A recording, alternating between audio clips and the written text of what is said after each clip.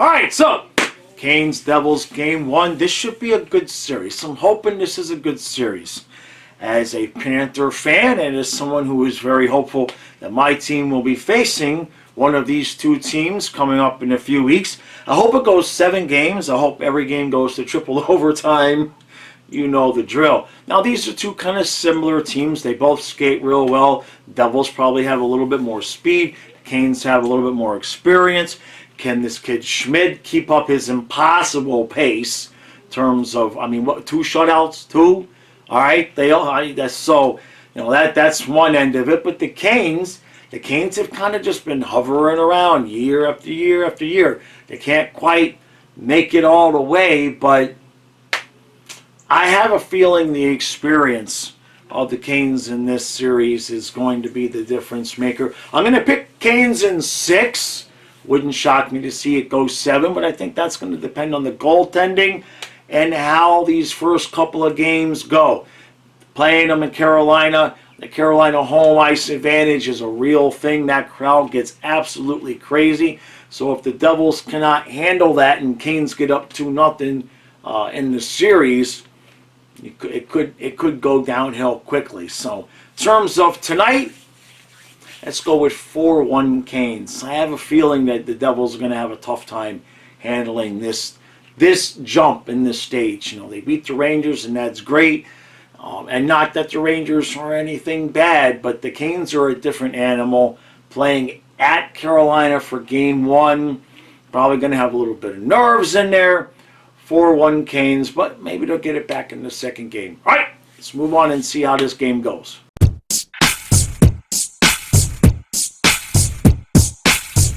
All right, so it's 2-0 Carolina, and they have more goals than the Devils have shots. It's not a good look. Now, the one thing is that considering how that period went, including just about all of a power play to end the period, I think if you're the Devils, you're not happy about 2-0, but that could have been worse. That could have been worse. The Canes definitely have some momentum going in there. I can't say that the Devils looked any better as the period went on. 1 shot on goal, though. So I'm sure Lindy Ruff is going to get into that room and settle those kids down. They got to be a little bit nervous. This is a big stage, like I talked about at Carolina. I don't suppose that they're going to come back and win this game, but I think you'll see a little bit of a better showing. Meanwhile, Carolina is just out there. I don't want to say they're not even breaking a sweat, but they just kind of look like they're just in the groove, man. They just started up the engine and they're going, and it's going to be up to the Devils to see if they can catch up and keep up with how Carolina can play, because Carolina, like I said, they have been in the playoffs for multiple years now. This is an oldie. This is an old groove for them. Are the Devils going to be able to dance to the music? Not so sure. Let's move on to the second period.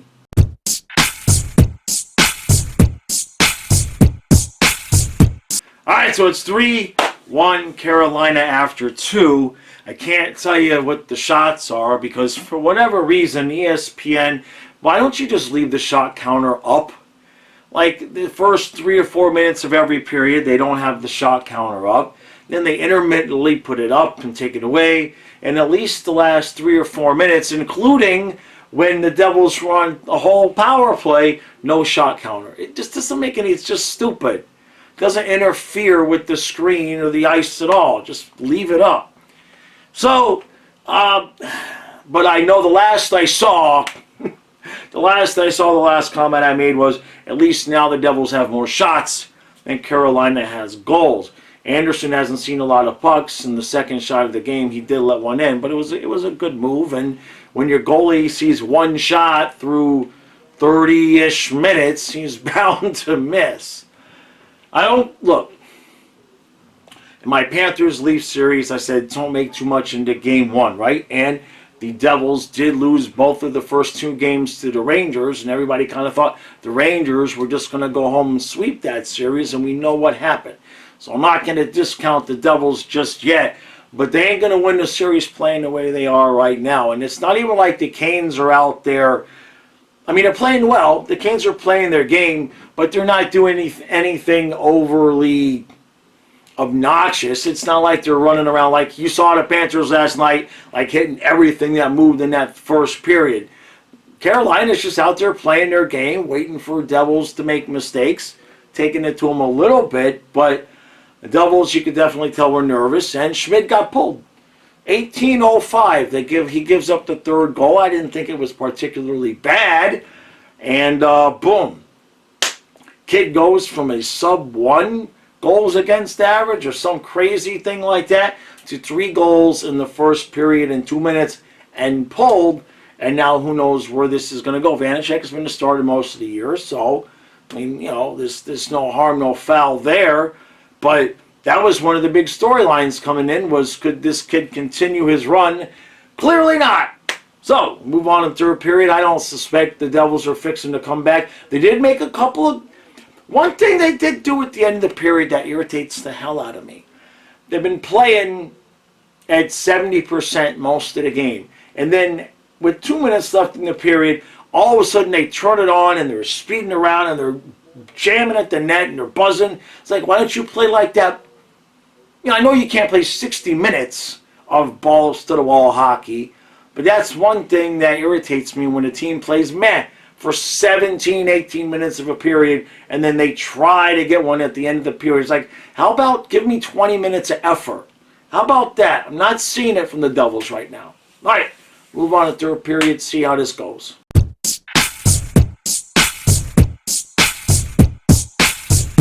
All right, so 5-1 Carolina final. Would have had it right. I said 4-1, but they had to add the empty net goal at the end. On one hand, that's not the way you want to start the series. On the other hand, that's exactly how the Devils started their series against the Rangers. It was on the road. No, but they were at home, right? Yeah, so it was actually worse because against the Rangers, they started off at home 0-2. I'm trying to search for something that I might have seen,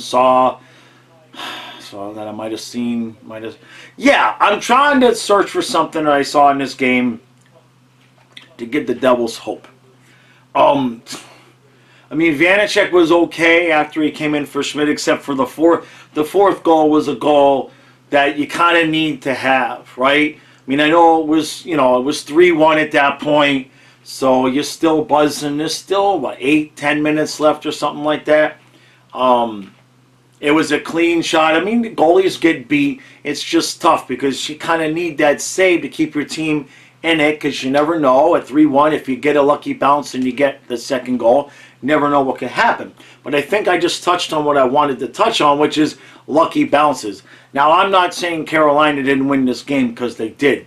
But in terms of literal bounces on the ice, like when a puck would get off the boards and take a bounce, it would go right to a Kane and right away from a Devil. There was a lot of just little unnoticeable puck luck things. It was not a ton going around the net per se, but in terms of a neutral ice, it just seemed like the puck was just gravitating like a magnet toward the Canes, where with the Devils they just couldn't get it done. But I wouldn't be overly concerned just yet. There were a couple of spaces where you could see the Devils' speed come into play. Word of warning to the Devils, though. Speed can get you over the hump in the first round when you're playing a team that maybe, you're just flat out better than. You get to these later rounds, it's going to be tough, man. It's going to be tough. Those zone entries you're not just going to fly into the zone. I saw them try to do it a couple of times, and the Canes are just standing at the blue line, poke checking the puck right back out of the zone. So New Jersey's got their work cut out for them in terms of the coaching staff, especially, look, Lindy Ruff's a good coach, don't get me wrong, but Rod Brindamore, like I said, he's at the top. He's at the top of the upper echelon there. So the Devils got their work cut out for them. It would not shock me at all to see this kind of go 2-0 Canes.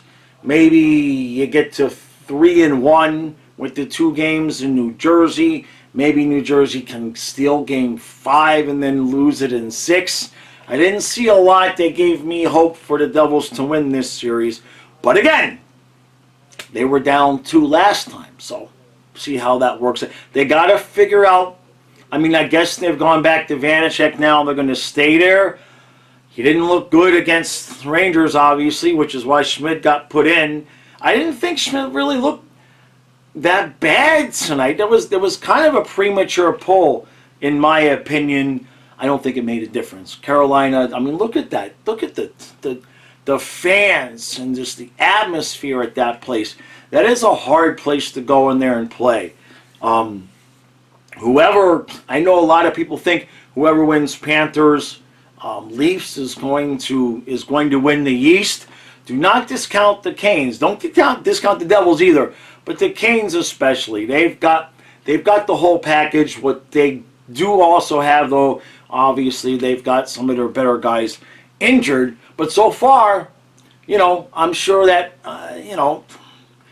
maybe the Islanders took them to 6, where most people kind of thought that would have been done in 5. We'll find out a lot game 2, last thing I'll say. I think that's going to be the marker of this series, even though it wouldn't shock me to see Carolina win it. New Jersey's going to have to put up a better fight, right? Even if they lose it in overtime.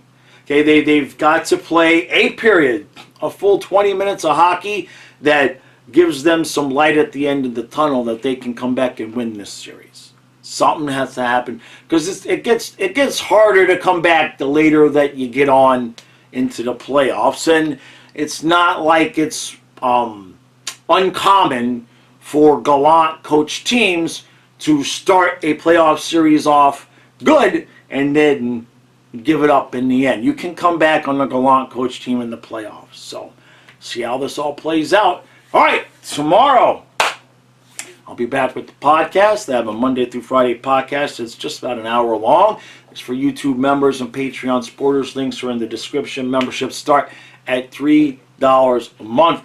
Now, I said it's just about an hour. It's like 45 minutes to an hour. That is going to be doubling. Once hockey is over, then I'm going to be adding a football section to the podcast. So it'll be a half hour, 45 minutes of football, then a half hour, 45 minutes of hockey. For those of you that only want the hockey, you'll still pretty much get the same thing that you get now. All right. Tomorrow, Panthers, Leafs, game 2. Oh, jeez. That's the big one.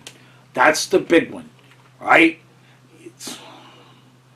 We'll play if either way here. If the Panthers go up 2-0 going into home, it's going to be a tall task for Toronto. Flip side is if Toronto comes back and wins that game, then that's, or wins game 2, that'll give them hope that if they get a split in Florida, that'll kind of give them that home ice back. So I expect a completely different game than we saw game 1. That's my take on tomorrow's game, because the Leafs are going to be desperate. The Leafs are not going to want to go down 0-2 at home. Just the hell that they would catch from their media alone would be motivation enough for me. I think they're going to be absolutely crazy in that first period tomorrow. Panthers are going to have to survive that first period. All right. Podcast. I'm sure I'll have some other content out. And then a half hour before the game tomorrow, live stream with the Panthers and Leafs, and you know the deal. All right. That's 1, Carolina. It's 1. It's only 1, though. It's not 4 yet. Don't get ahead of yourself.